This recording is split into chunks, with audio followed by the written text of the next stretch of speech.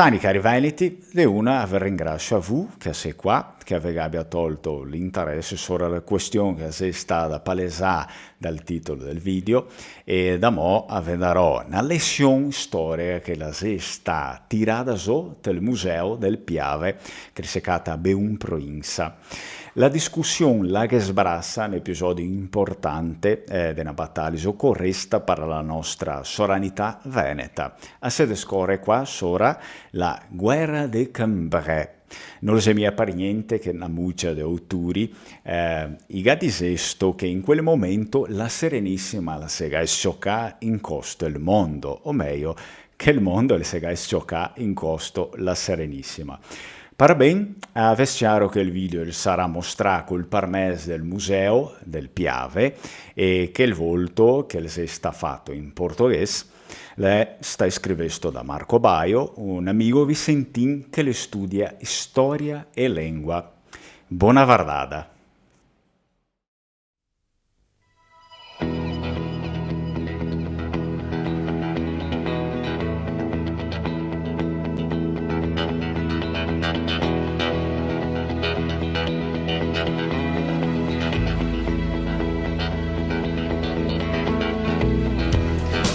Buonasera, un benvenuto a tutti voi per questo importante evento che ci porta a vicende accadute in Europa 500 anni fa, centrate a sconfiggere la Serenissima Repubblica di San Marco, dove alcune vicende con numerosi morti si sono svolte nei nostri territori.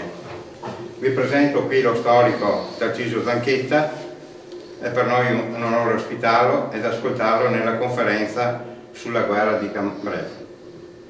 Questa serata spero serva a tutti per maturare, riflettendo, in quanto viviamo in comunità europea e nazionale in un periodo molto difficile, dove si vedono molte nubi all'orizzonte che non fanno ben presagire.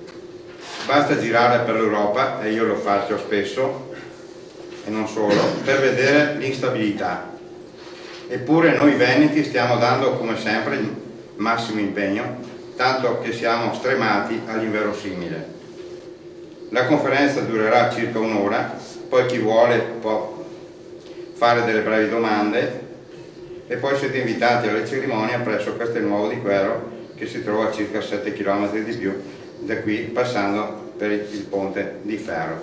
Qui noi avremo una campana che dopo scoccherà praticamente dei rintocchi a ogni nome che leggeremo dei martiri che sono stati uccisi lì appunto a Coso, e questa campana è stata appunto lavorata grazie anche qui al scultore appunto Piero Stefano. Quindi grazie e buona serata.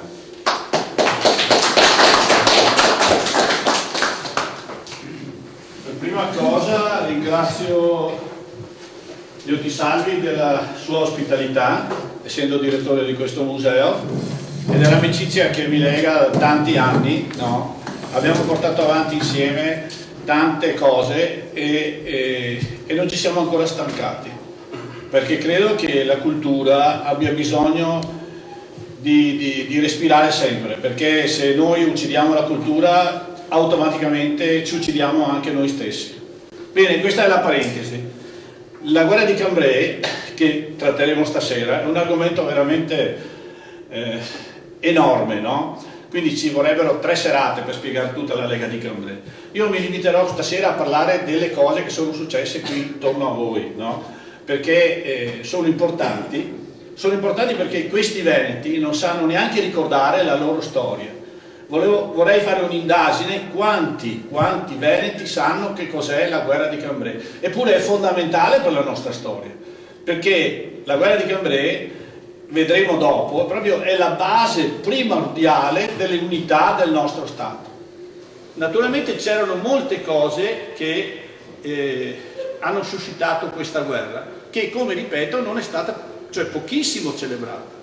Paesi come Montebelluna, che ha avuto migliaia di morti per questa guerra, ma non si sono neanche pensato di dedicare una piazza, una via a questi fatti. Feltre, che ha avuto 2 eccidi degni della più barbarie nazista. Feltre è stata decimata dei suoi abitanti. Voi avete sentito qualcosa? Io no.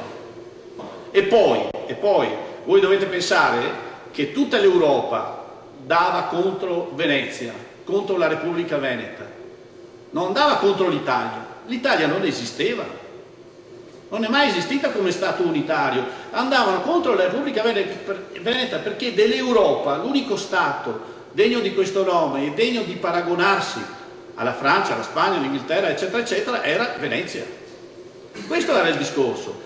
Quindi Venezia aveva suscitato da parte degli inglesi, dei francesi, dei spagnoli. La Francia, per esempio, pretendeva da Venezia il Ducato di Milano. Pretendeva non solo il possesso del Ducato di Milano come Milano città, ma anche come Bergamo e Brescia, che 100 anni prima facevano parte dei possedimenti degli Sforza, quindi i possedimenti di Cremona. Venezia aveva aveva ammesso allo Stato Veneto queste città come Bergamo, Brescia, Cremona, Crema, solo perché questi gli avevano dato fiducia e erano stanchi dei soprusi medievali dei signori di Milano e si erano dati a Venezia. Massimiliano d'Asburgo, imperatore del Sacro Romano Impero, una parola altisonante che però voleva dire tantissimo, voleva che cosa? Voleva il Friuli, voleva il Trentino e voleva il Veneto. Perché, vedete, i tedeschi, e chi studia storia lo sa, i tedeschi hanno sempre considerato il Veneto come una sua parte, una parte della Germania, ma questo fino a qualche 50 anni fa. Perché? E non hanno tutti i torti, perché se noi esaminiamo il nostro Medioevo è fatto da un sovrano che era il Sacro Romano Impero, i re tedeschi, gli imperatori tedeschi, e dagli Ottoni in poi, cioè da Carlo Magno in poi, noi siamo sempre stati sotto, in maniera molto più blanda, molto più dispotica, sotto l'impero austro-ungarico. Quindi poi, per darvi un'idea, Ferrara, il duca di Ferrara cosa aveva? Il duca di Ferrara degli Estensi voleva il Polesine, perché il Polesine secondo lui era territorio suo. Ricordiamo che Venezia allora dominava non solo la Romagna, ma arrivava fino a San Marino. Il re di Spagna cosa voleva? Voleva le città della Puglia, perché tutte le città della Puglia erano sotto Venezia, perché erano basi per i mercati, per i commerci veneziani nel Medio Oriente. Pensate che le ricchezze più belle delle chiese della Puglia sono i quadri dei pittori veneti. C'è perfino un Cima da Conegliano, ci sono tantissimi, perché Venezia, quando andava su queste città, portava anche la sua cultura, costruiva forti, chiese, strade, eccetera. Va bene. Quindi il re di Spagna voleva la città della Puglia, il Mantova, per esempio, il Ducato di Mantova dei Gonzaga voleva il lago di Garda, compresa Peschiera. Insomma, tutti, pensate, il duca di Savoia, il conte di Savoia voleva Cipro, che era veneziana, perché vantava una parentela con i Lusignano, che erano i re di Cipro, che poi sono stati sostituiti dalla regina Cornaro. Poi abbiamo il re i re di Ungheria. Voleva che cosa? Voleva la Dalmazia, perché pretendeva che la Dalmazia fosse una zona ungherese, insomma. Quindi tutti pretendevano qualcosa. Però Venezia cosa aveva? Venezia aveva prima di tutto i soldi, e con i soldi nel 500 potevi fare tutto, come adesso no? Nel 500, se tu avevi tanti soldi, potevi accaparrarti i migliori comandanti militari che c'erano nel mercato.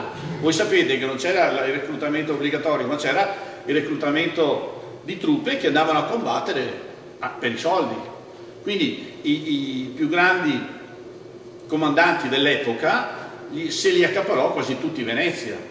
Uno era Bartolomeo d'Alviano e un altro era Niccolò Orsini, detto il Pitigliano. Quindi erano questi, diciamo, gli uomini della vetta nell'esercito, e loro si portavano dietro i loro armati. Però Venezia aveva qualcosa in più, aveva le Cernide. Cosa sono le Cernide?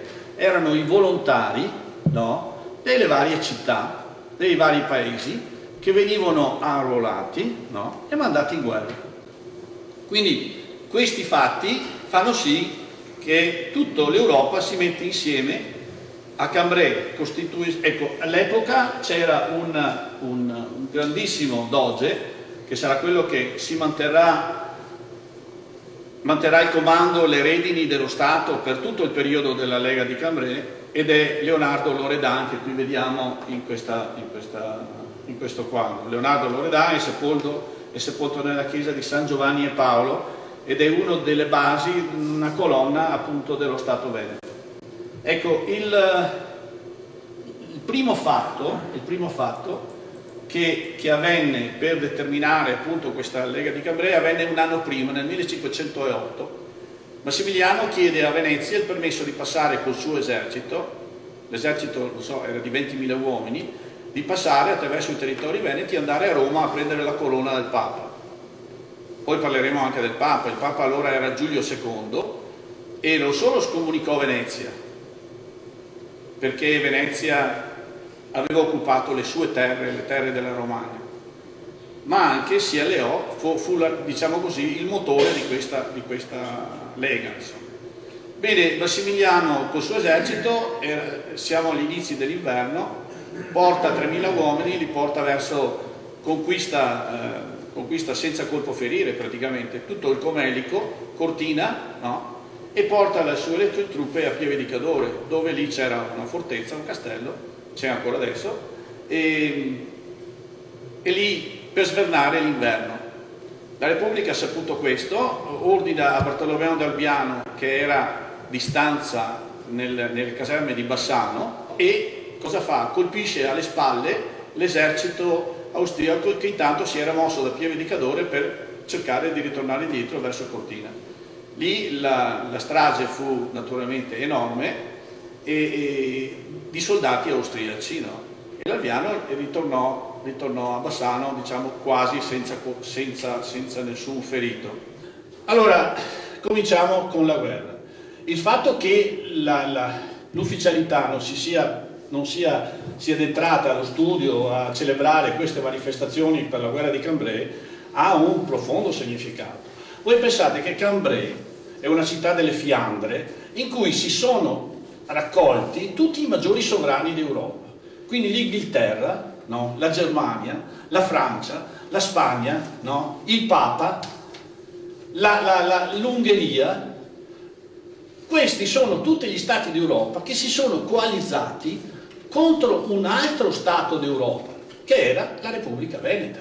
Perché si sono coalizzati tutti quanti contro Venezia? Si sono coalizzati tutti contro Venezia perché Venezia dava fastidio. Il nome stesso Repubblica dava fastidio. Se queste idee fossero giunte nell'ambito della Francia, nell'ambito della Germania, nell'ambito dell'Inghilterra, sarebbe successo il cataclisma, quello che poi succederà con la Rivoluzione francese. Ecco perché la decisione prima era di eliminare Venezia. E così comincia la guerra. Adesso andiamo a vedere un po' di fotografie. Ecco, vedete, questo è il leone delle mura di Treviso, e questo leone dice, è l'emblema di San Marco, lui dice San Marco protegge i cittadini di questa città. Questo è Leonardo Loredan, il doge importantissimo sotto cui si svolse la Lega di Cambrai. Il primo assalto che noi l'abbiamo sul fiume Adda, che segnava il confine fra Venezia e lo Stato di Milano. Lo stesso re francese, Luigi XII, va alla battaglia. Questo è l'Adda, che è molto simile al Piave. In quel momento Venezia aveva raccimolato un esercito pari a 20.000 uomini. L'esercito era comandato da due personaggi, uno era Bartolomeo d'Alviano e un altro era il Pitigliano, che era un Orsini, anche questo un generale di Ventura, però era molto più vecchio. Fra i due personaggi c'era una mentalità completamente diversa. Lo Stato Veneto, il Doge, dice all'esercito veneto di non attaccare sull'Adda, perché l'Adda non era un punto favorevole alla difesa, no? Bartolomeo d'Alviano cosa fa? Lui invece era d'accordo di attaccare sull'Adda, di prendere i francesi al passaggio a Cassano d'Adda, al passaggio del fiume. il Senato Veneto ordina all'esercito di portarsi sull'Olio, che è il fiume più in là, vedete? E praticamente la guerra comincia con l'occupazione dei francesi di Treviglio. Ecco.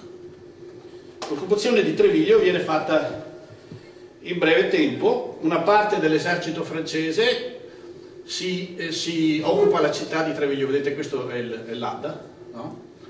E invece una parte va verso Pandino, va verso Agnadello, verso sud.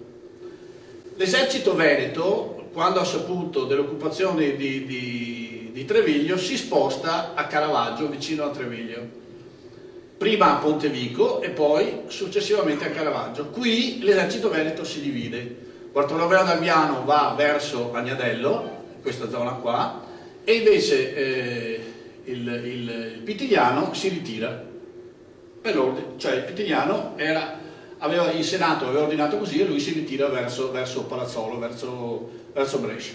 L'Alviano fa una mossa repentina, si mette a Cuneo, vedete, e sfonda le linee francesi. Ma la mancanza di truppe praticamente fa sì che questa azione, che aveva dato il Bartolomeo d'Alviano quasi vincitore, dovette cadere una tragedia, perché l'esercito francese è molto più numeroso, si mette alle spalle, prende il Bartolomeo alle spalle e praticamente massacra più di 8.000 veneti in questo posto. Pensate, gli ultimi soldati, si parla di circa 800 ravennati, che erano insieme a Bartolomeo d'Alviano nell'ambito di questo Cuneo, sono assediati dalle truppe francesi e piuttosto di arrendersi vengono tutti massacrati. Lo stesso Bartolomeo d'Alviano viene ferito e fatto prigioniero. Questa è la prima azione dell'esercito francese nella guerra di Cambrai. Qui siamo nel giugno del 16 maggio 1509. L'esercito poi cosa fa? Il resto dell'esercito veneziano si ritira verso Verona, mentre pian pianino tutte le città vengono occupate dai francesi. Bene, allora veniamo a noi. Quindi l'esercito veneto si ritira vicino a Venezia. Venezia cosa fa? Ecco, questa è una cosa importantissima di alta democrazia. Voi sapete che la conquista di Venezia della terraferma non è avvenuta con una battaglia per, diciamo così, assoggettare le città, come si dice, no?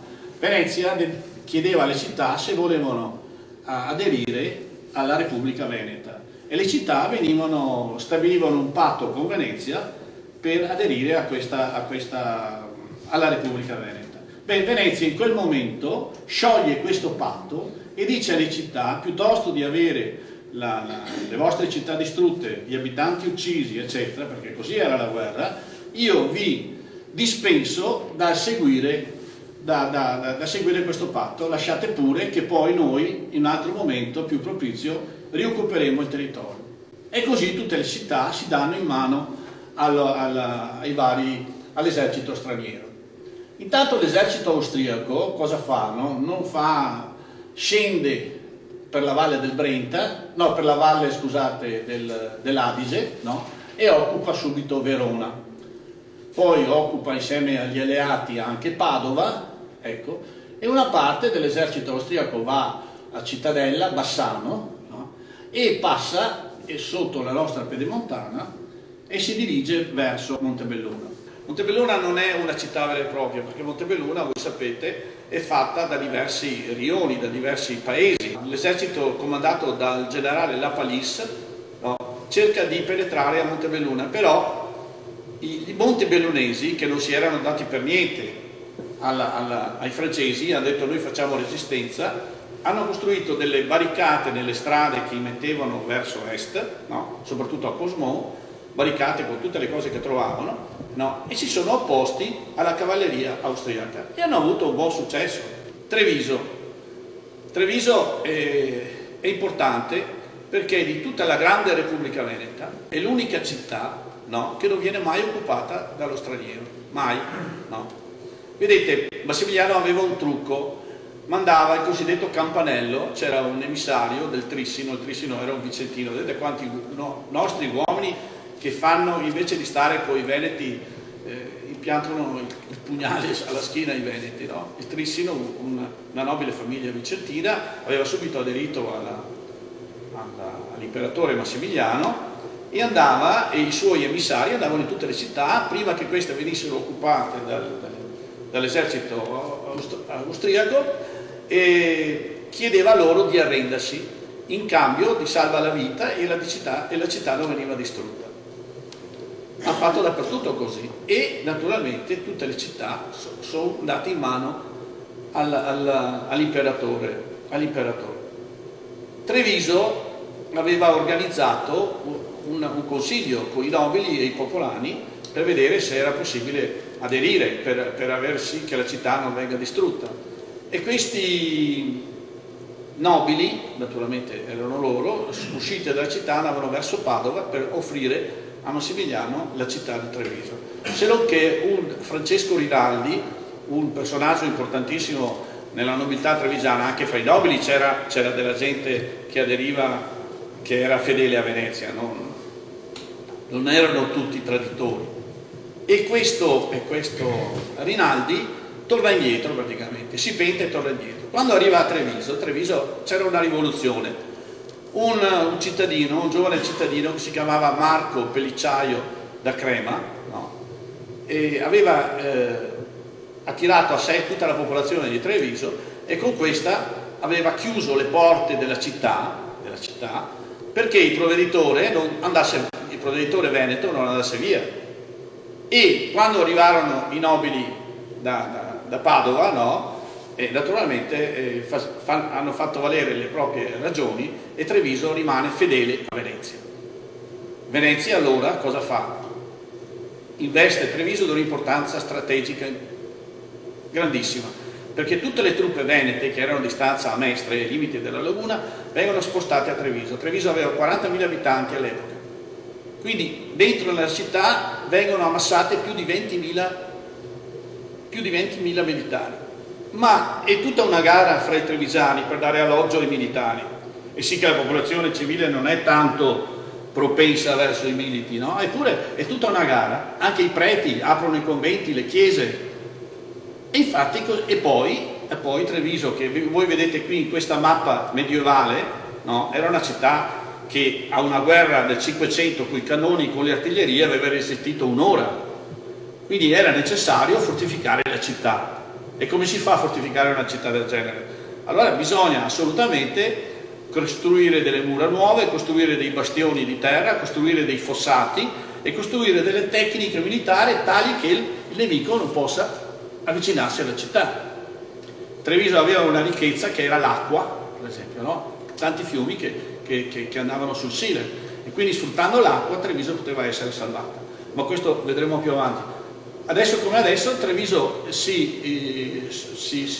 la prima cosa che fa è spianare i borghi che erano vicino alle mura, no? In modo che non offrissero riparo al nemico, ecco, spianare i borghi, costruire una larga fossa per impedire l'assalto alle mura stesse e con la terra fare i terrapieni al di là delle mura all'interno della città, in modo che queste mura potessero sopportare le cannonate del nemico. Intanto però avviene un fatto particolare, siamo nel luglio del 1509, pensate in giugno era successo, in maggio era successo la disfatta di Agnadello, e in luglio Andrea Gritti, che era un provveditore straordinario nominato dalla Repubblica per la guerra, che era di stanza a Treviso insieme a un altro che si chiamava Elvise Moncenigo, Andrea Gritti va fuori dalla città con un manipolo di stradiotti. Stradiotti erano dei soldati albanesi, ma erano molto fedeli e molto bravi in guerra, si chiamavano così perché stratos in greco vuol dire soldato. E praticamente loro cosa fanno? Vanno ad Tivole, al varco della Resina Cornaro, incrociano una pattuglia, una brigata di soldati comandati da Mercurio Bua, che era un generale di La Palisse, e li fanno fuori. quindi è la prima vittoria dopo mesi di oscurità. Non solo, ma Andrea Grippi, con una manovra repentina, riesce a rioccupare Padova il 14 di luglio.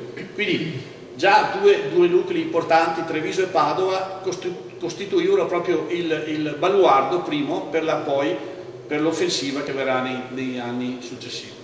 Serravalle era una città che Venezia avrebbe sempre nel cuore, abbellì, di monumenti, eccetera, però Serravalle aveva anche molti nobili all'interno del suo stato, no?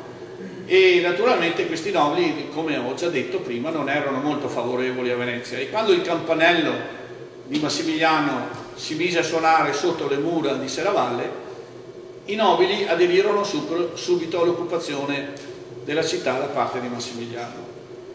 E un altro che non era nobile ma era un brigante ed era un monaco del monastero di Follina, un certo Balduino, che si appellava ad essere addirittura tedesco perché conosceva il tedesco e anche parente addirittura di Massimiliano, si unì alle truppe di Massimiliano e occupò Ceneda e impiantò la forca sotto il castello di San Martino.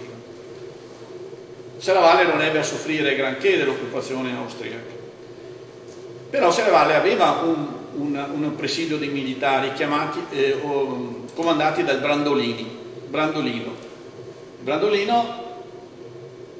Cosa fa? Quando vede la malparata, vede che appunto questi militari, quando la città si dà all'austriaco, con i suoi militari va a Treviso, no? Per momenti migliori per rioccupare la città.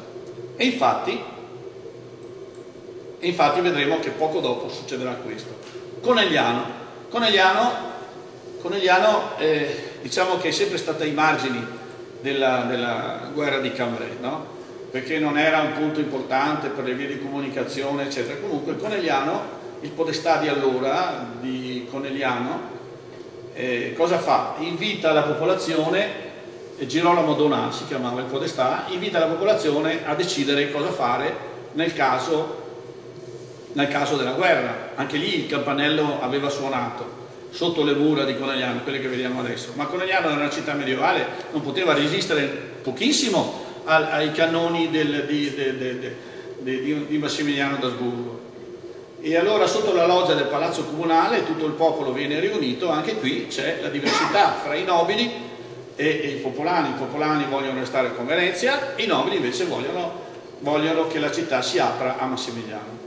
Fatto sta che questa volta l'hanno vinta il popolo e il podestà si procura di fare una colletta attraverso anche i nobili, quali Montalbano per esempio, e fare una colletta a questi nobili perché diano i soldi per comprare armi per resistere all'assalto di Massimiliano, che poi non avviene. Intanto i conti di Collalto cosa facevano? I conti di Collalto stavano lì quieti sul loro castello, sul loro staterello, ecco, che era appunto un piccolo stato, perché ancora nel Cinquecento aveva una larghissima autonomia, soprattutto dal punto di vista giuridico e economico. Solo nei casi di gravi pene si doveva appellarsi al capitano di Treviso, se no questi qua facevano i loro comodi, nessuno gli diceva niente, aveva anche addirittura un corpo di soldati ed era una terra quasi franca. Fatto sta che Massimiliano manda a dire al capitano di Treviso che vuole incontrare un ambasciatore veneto per trattare una resa o trattare una tregua nella guerra, no? Dopo la presa di Padova, Massimiliano aveva accusato moltissimo questo colpo. Viene mandato Alvise Mocenigo, che era un uomo tutto d'un pezzo, come si dice, no? Anche cattivo, e non accetta di fare l'ambasciatore a Massimiliano. Però se il dovere chiama, lui deve rispondere.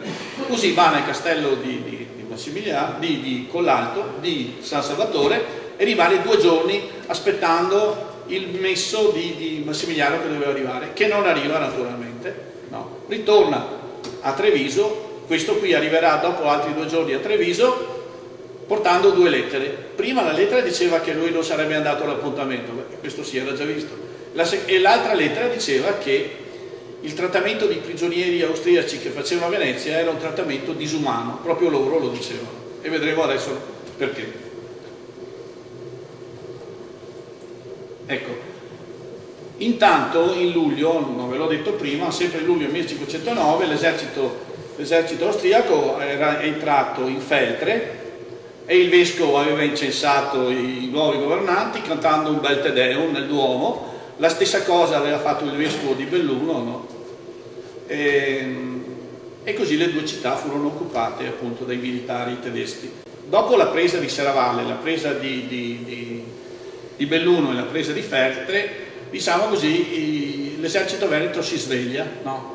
E il Brandolino cosa fa? Va a Serravalle, riesce a conquistare Serravalle, ma non solo, ma fa anche strage degli abitanti, soprattutto dei nobili, fra cui un certo Casoni, peccato perché era un umanista molto importante e molto conosciuto all'epoca, però anche lui filo austriaco.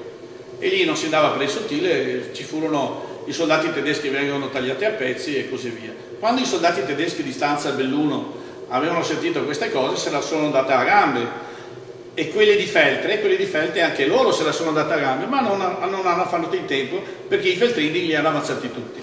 Dopo questa batosta ritorna Massimiliano in agosto, sempre del 1509, e vuole far pagare a Feltre quello che aveva fatto a questi abitanti. E cosa fa? E qui avviene il primo eccidio di Feltre. La città viene, pensate che la città deve pagare un riscatto. Un nobile feltrino colmirano sta pagando in ducati il riscatto e gli viene subito mozzata la testa. 400 capi famiglia vengono messi sopra le mura di Feltre e impiccati. Le donne e i bambini vengono uccisi oppure seviziate. Si salvano solo gli abitanti che scappano nelle montagne. Feltre viene incendiata, saccheggiata. Quello che si era costruito in 100 anni di dominazione veneziana, palazzi, collezioni d'arte, biblioteche, archivi, vengono distrutti tutto, non resta niente. E non solo, ma a Feltre abitava una certa Paola della famiglia dei San Vittore, una famiglia nobile feltrina, che aveva sposato un certo Paolo Lusa, anche lui molto nobile in Feltre. Questa donna viene presa e seviziata, il marito riesce a scappare prima di essere preso. E cosa fa? Va a Treviso e supplica al Vise Mocenigo di intervenire per fare giustizia. Il Vise Mocenigo, con una comitiva di stradiotti, di albanesi, conquista Feltre, i feltrini ammazzano tutti i soldati tedeschi, al comandante Eriberto, che era quello che aveva rapito la Paola Lusa, vengono levati gli occhi e ai 2 suoi compari tagliate le mani e spediti con un pacco postale a Massimiliano che si trovava a Vicenza. Naturalmente pensate l'imperatore quando vede queste robe si incazza ancora di più e promette a Feltre un'altra lezione, e avverrà esattamente un anno dopo. Bene, in quel periodo siamo i soldati di Conegliano, no? E quelli di Montebelluna si mettono d'accordo, formano una compagnia abbastanza numerosa e vanno a assaltare la fortezza della Scala. Non so se voi sapete dov'è la fortezza della Scala, è quel forte che si trova da Primolano sulla strada che va verso Feltre. Ecco, questa è un'antica immagine dove si vede benissimo la fortezza che era qui, era un punto molto obbligato per le truppe e quindi anche di importanza militare. Eccola qua. Attualmente poi il forte è stato modificato e via via. Quindi vedete che anche gli abitanti di Montebelluna e di Conegliano danno il loro apporto alla guerra. Siamo nel 1510 e Massimiliano fa pagare a Feltre quello che aveva detto. Ritorna con 12.000 soldati, no? E assedia Feltre, che era intanto stata munita dalla Repubblica Veneta, ma riesce a prenderla a cannonate e praticamente Feltre brucia per 3 giorni e per 3 notti. Non riesce quello che rimaneva nella città viene dato a fuoco e purtroppo l'abitanti era quasi disabitata perché gli abitanti erano tutti scappati dalle montagne. Un gruppo di donne e bambini si rifugia in questa chiesa che si trova vicino al Duomo di Feltre ed era l'antico battistero, la chiesa di San Lorenzo. In questa chiesa si chiudono dentro donne e bambini. La leggenda racconta che i cannoni degli austriaci spararono sulle porte della chiesa ma non riuscivano a sfondarla e questi qui ebbero salva la vita.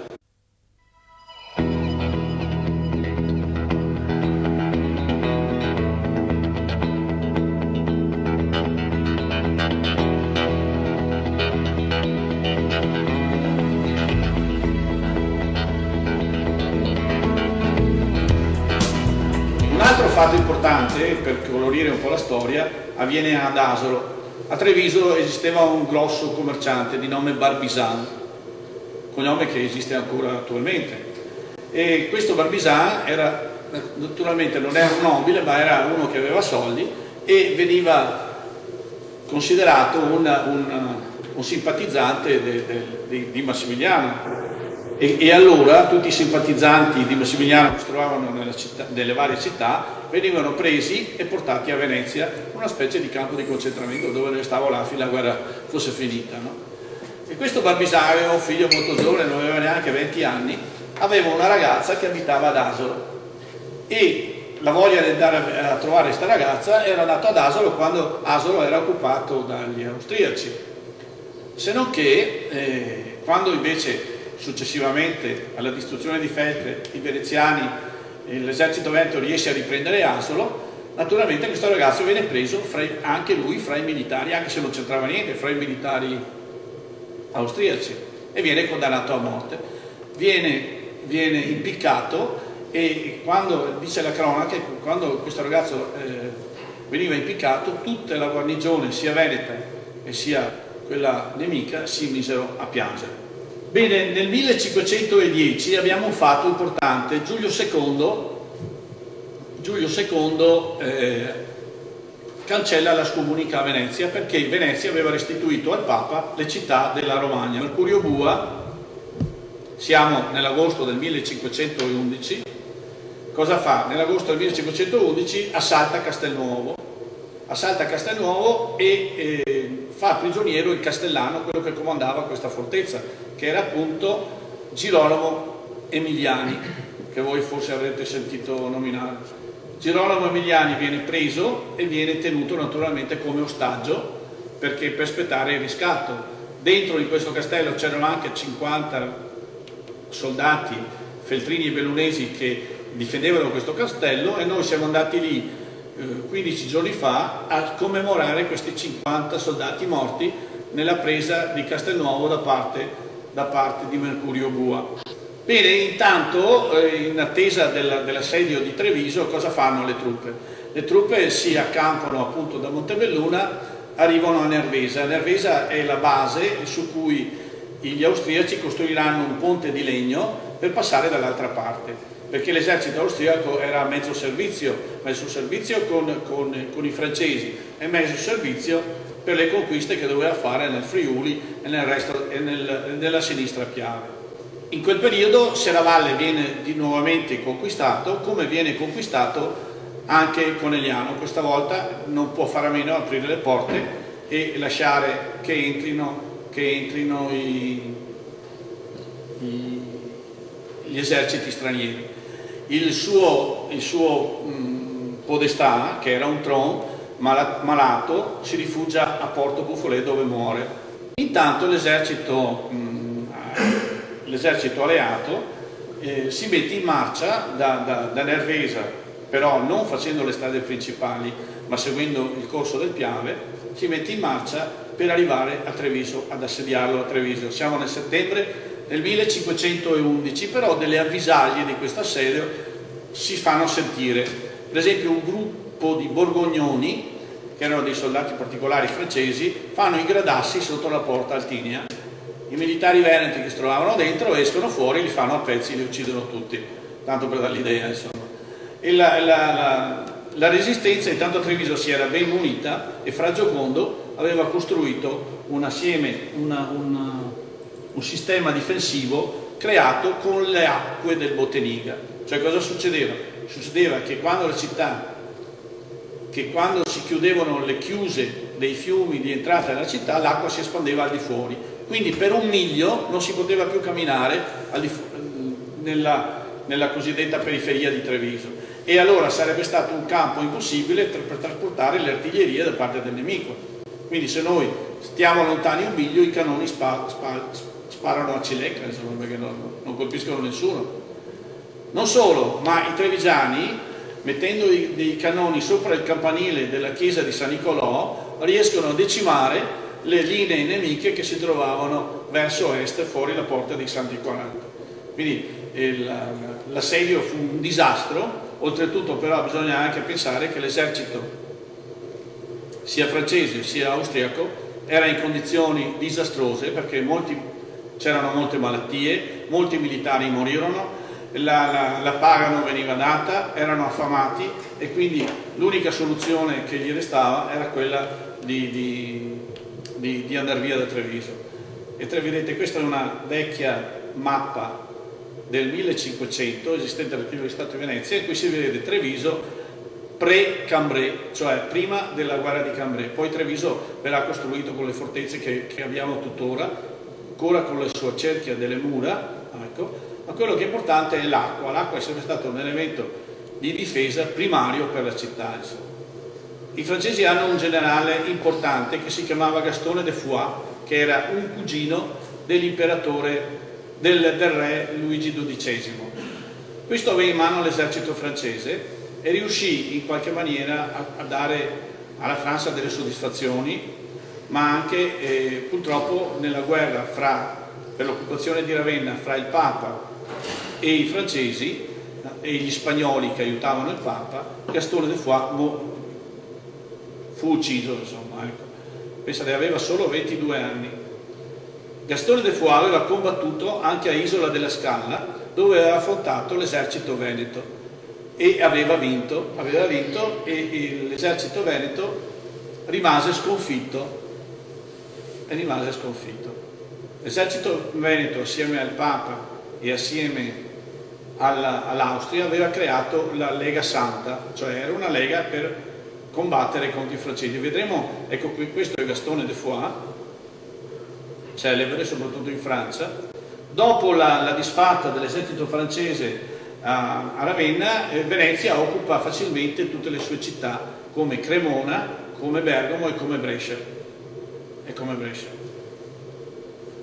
Questa è una cartina che mostra tutti gli avvenimenti, diciamo così, che avvengono nel 1512. Bene, nel 1512 c'è anche da parte dell'esercito veneziano, abbiamo già detto, la presa di tutte le città della Lombardia, eccetto Verona, che resterà in mano agli austriaci per un bel po' di tempo. L'esercito francese cosa fa? Si allea nel 1513, si allea con Venezia, pensate, vedete come cambiano le alleanze, si allea con Venezia perché Venezia doveva in qualche modo trovare un sistema per sconfiggere gli austriaci, perché la maggior parte del territorio veneto era sotto gli austriaci, dal Friuli al Veneto attuale. Quindi Venezia aveva bisogno di un esercito molto più potente per sconfiggere gli austriaci. E allora si allea ai francesi. A sua volta gli austriaci erano alleati anche con gli svizzeri. E nella famosa battaglia di Novara del 1513, di cui vediamo una stampa antica, questa battaglia di Novara fa sì che i francesi vengano decisamente sconfitti dagli svizzeri, che insieme costruiscono un grosso esercito. Gli spagnoli, che erano entrati anche loro in guerra a fianco degli austriaci, marciano verso il Veneto vero e proprio, ed ad Arzigliado, vicino a Vicenza, riescono a sconfiggere Bartolomeo d'Alviano, che intanto era stato liberato dalla prigionia. Naturalmente Bartolomeo d'Alviano riesce anche a far fuori un bel po' di austriaci, però il grosso dell'esercito spagnolo riesce a sconfiggere quello veneto. Pensate che allora l'esercito spagnolo marcia veloce da Arzignano, marcia veloce verso Padova, però non riesce a conquistare Padova. E allora cosa fa? Vedete Padova? Non riesce a conquistare Padova perché era ben munita e ben difesa. E si attesta nella laguna e spara addirittura cannonate contro Venezia. Quindi dopo 3 anni di guerra eravamo al punto di partenza praticamente. Gli austriaci cosa fanno? Occupano Marano che è una città lagunare, era l'ultima fortezza della laguna prima di entrare a Venezia. Occupano Marano, quindi siamo nel disastro più completo. Come per far fronte a questo disastro interviene un'altra battaglia, interviene la Francia, che intanto aveva cambiato re, al posto di Luigi XII era venuto Francesco I, e a Marignano, vicino a Milano, incontra l'esercito spagnolo e l'esercito svizzero e anche da parte dell'esercito austriaco, e con l'aiuto di Bartolomeo d'Alviano la Lega Francia-Venezia riporta una vittoria favolosa, tanto che praticamente sarà quella che segnerà quasi la fine della guerra. Non solo, ma l'esercito austriaco intanto cosa fa? Va nel Friuli e nel forte di Osoppo, eccolo qui, nel forte di Osoppo, un forte molto importante perché chiudeva la strada da Tarvisio, cioè che scendeva da Tarvisio. Questo forte riesce a resistere, comandato dal Savorgnan, che era un abile condottiero veneto, però friulano, riesce a resistere e a sconfiggere addirittura l'esercito austriaco e addirittura fare prigioniero il loro comandante, che era un certo Frangipane. Questa vittoria farà sconvolgere, ecco, questo siamo nel forte di Osoppo. Questa vittoria cambierà tutte le carte in tavola, perché Venezia, forte di questa, sia della battaglia di Marignano sia dei successi nel Friuli, manda i suoi migliori condottieri in giro e rioccupa in poco tempo. Questa è Rovigo, che viene occupata insieme al Polesine da Bartolomeo d'Alviano. Un altro comandante importante, che è il Cerri, occupa Crema, occupa anche Cremona e occupa anche Brescia e Bergamo. Ecco, Bergamo ritorna di nuovo a Venezia. Ecco, questa è una riproduzione della battaglia, aspettate, di Marignano, vedete? La riproduzione originale dell'epoca del 500, conservata in Francia, in cui 2 eserciti effettivamente la Francia stava perdendo anche questa guerra. Interviene in ultima ratio, interviene Bartolomeo d'Alviano con l'esercito veneto e riesce appunto a cambiare le sorti della battaglia. L'ultima città che viene naturalmente contrattato, ceduta dall'Austria, è la città di Verona. La città di Verona, che solo nel 1517 viene a ritornare alla madre patria. E così, diciamo così, il ciclo si conclude. Naturalmente Venezia non ha perso, cioè non è vero che Venezia non ha perso niente, Venezia ha perso tanto, ma rispetto all'annientamento che volevano gli europei si è salvata. Per esempio Venezia ha perso Rovereto, ha perso Riva del Garda, ha perso Cortina, ha perso il Goriziano, ha perso una parte nord dell'Istria, ha perso la Ghiera d'Adda con Lodi, Cremona, e ha perso Ravenna, che era una città che Venezia deteneva da tantissimi anni. Quindi diciamo che il suo potere, il suo stato resterà quasi integro, naturalmente cedendo dei territori soprattutto all'Austria, ma quello che è più importante è che questo stato mai più nessuno oserà toccare fino al 1797, quando Napoleone entrerà e occuperà lo Stato Veneto, che sarà finito per sempre. Quindi la battaglia di Cambrai è stata una battaglia che ha visto migliaia di morti, migliaia di feriti, città distrutte, soprattutto le nostre, ma diciamo così, ha lasciato ai posteri, a quelli che sono venuti dopo, secoli e secoli di pace. Vi dico solo l'ultima annotazione, che quando all'inizio del Settecento stava in Italia avvenendo qualche movimento di guerra, la signoria va dal podestà di Padova e gli dice: qui dobbiamo preparare i giovani alla guerra perché non sappiamo cosa avverrà domani. E allora il podestà di Padova scrive al doge e gli dice: Serenissimo Principe, come vuole lei dopo 200 anni di pace invogliare i giovani a fare la guerra se non sanno neanche cos'è? Ecco, questa è l'ultima cosa di uno Stato a cui tutti, anche se non c'è più, dobbiamo essere grati.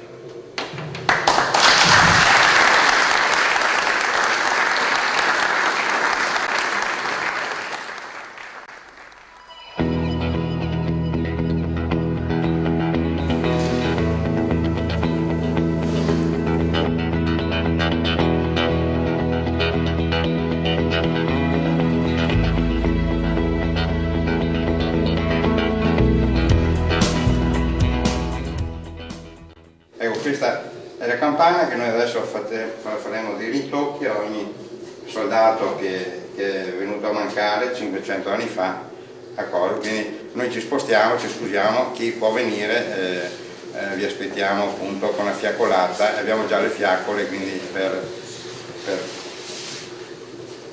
Castelnuovo.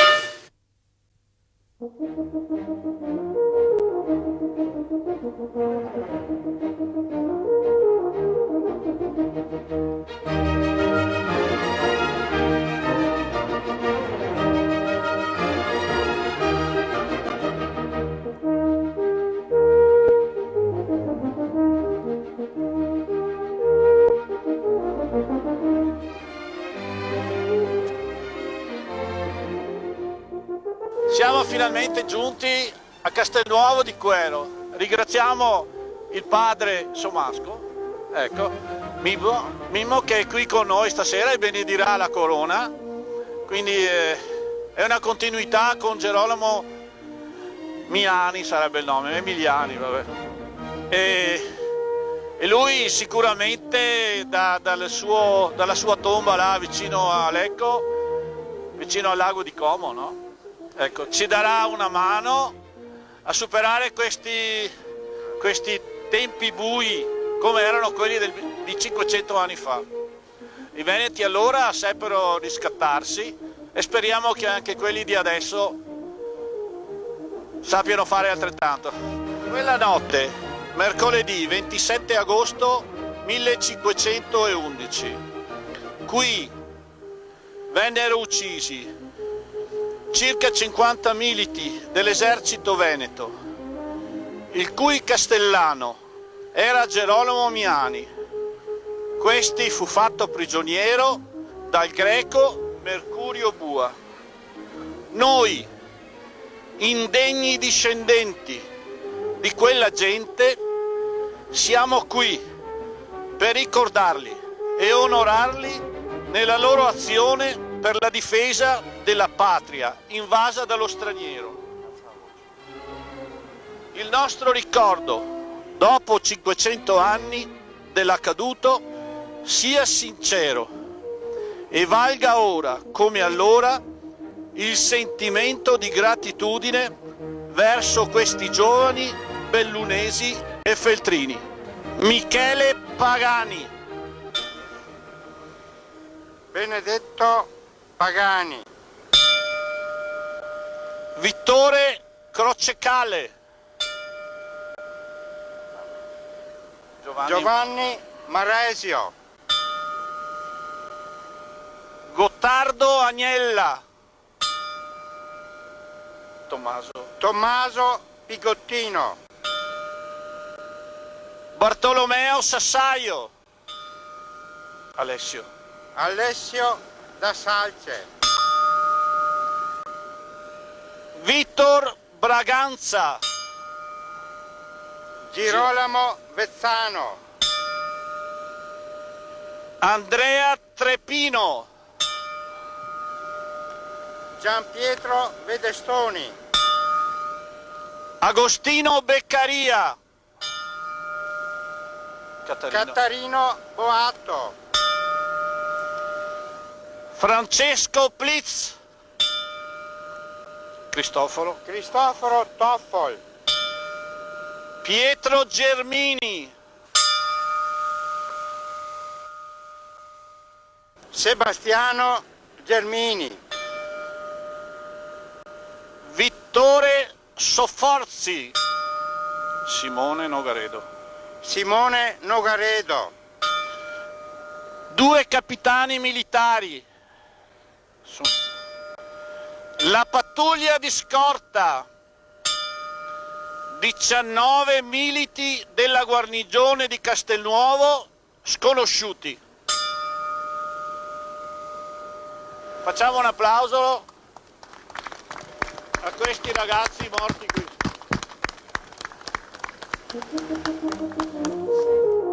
Nel nome del Padre, del Figlio e dello Spirito Santo. Amen. Grazie.